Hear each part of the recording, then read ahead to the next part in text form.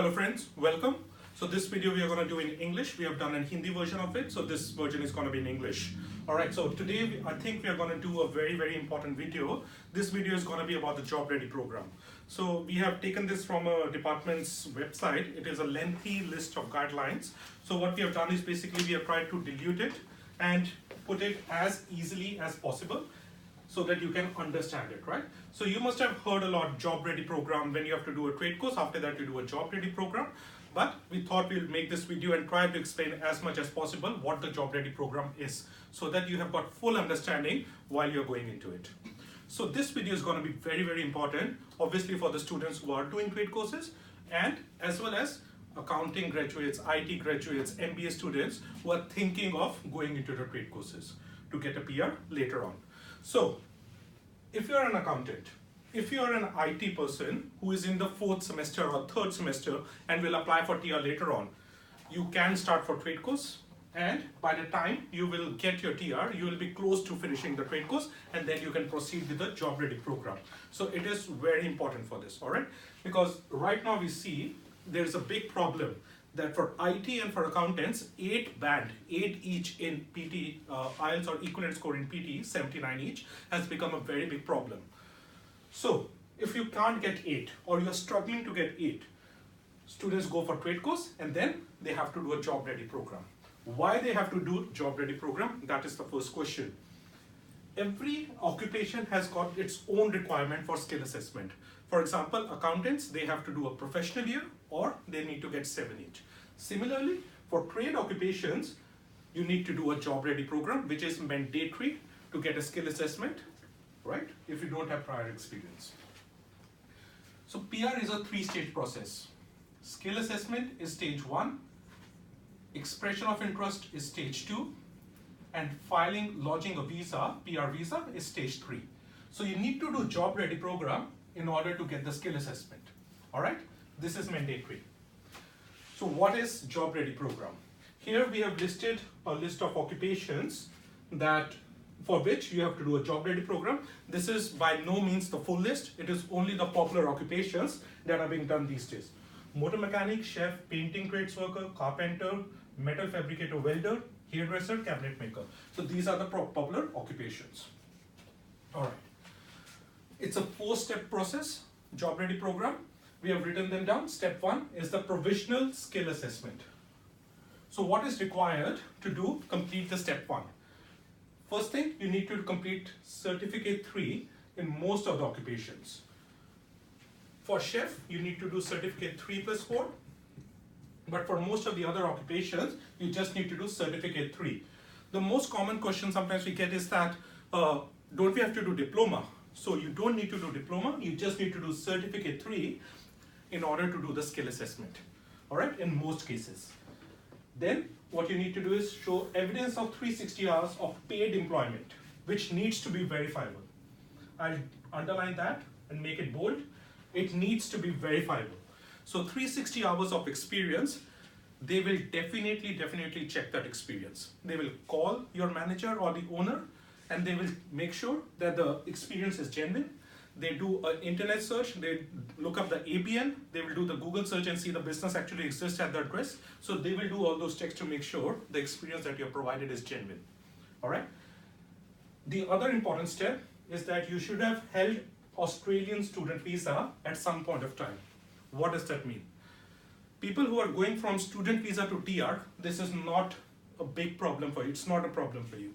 But students who are on dependent student visa and are thinking of doing a Job Ready program, this is a big problem. For example, a wife is studying is a primary applicant, she is on the student visa and her husband is a dependent. And the husband is now thinking of doing a Job Ready program to do a trade qualification. If that person has never held a student visa in Australia, he would not be able to register. He would be able to do the course, but his registration with the TRA for Job Ready program will fail because he has never held a student visa. So be very sure of that, all right? Your qualification should be related to the nominated occupation. For example, that if you're trying to do experience as a painter, you should have done a certificate 3 in painting and trades work. and you must be in Australia during 360 hours of employment. You will think it's a bit funny, must be in Australia during 360 hours of employment, obviously. But sometimes what happens is, person is outside Australia, but the letter, the experience letter, the hours that have been calculated, that does not reflect the time. So because of that, the actual hours is less than 360. So you need to be very careful when you're giving the pay slips, when you're calculating the hours, that you have to be in Australia at that point of time, all right?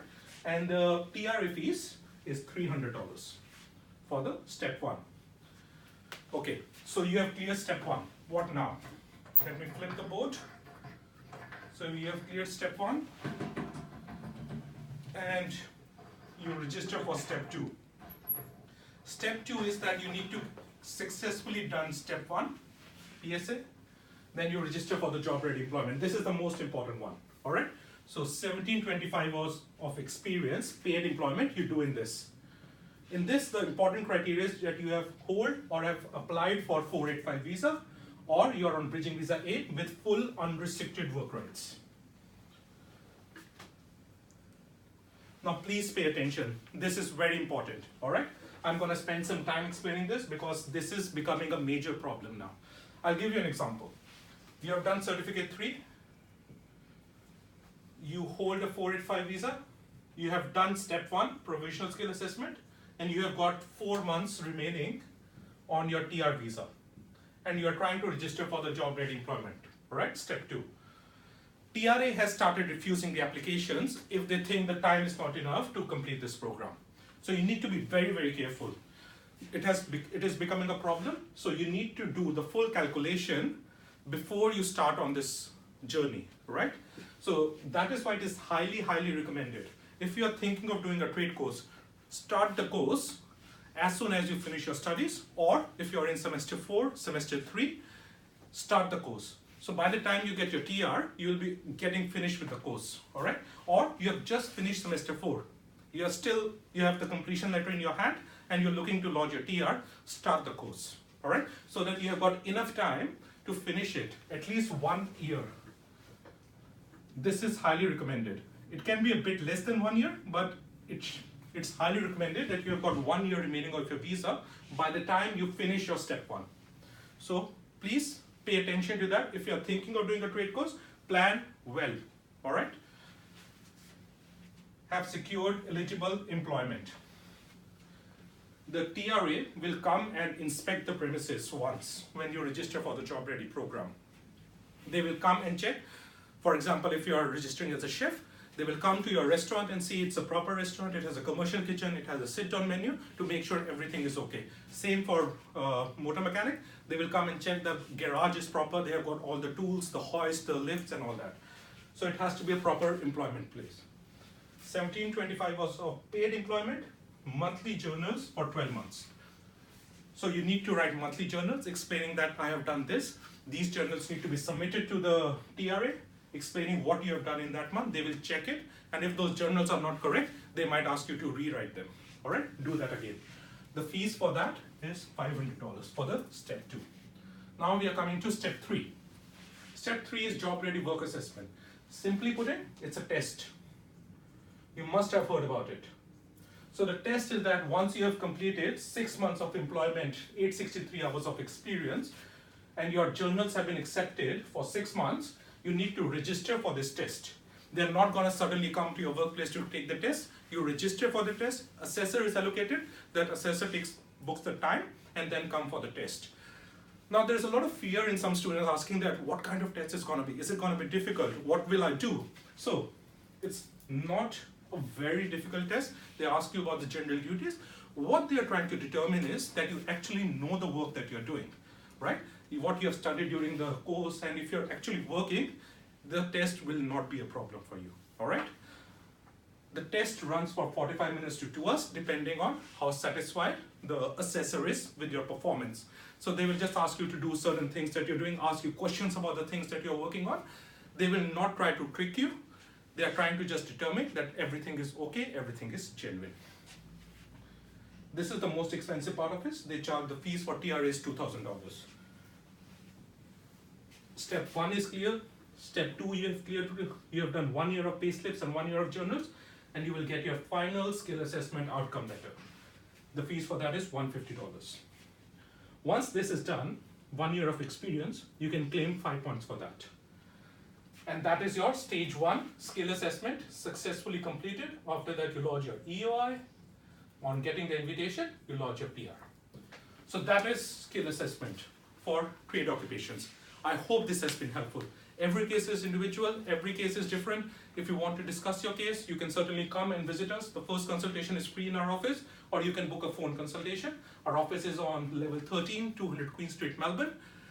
Again, thank you for joining us. Goodbye and good luck to everyone.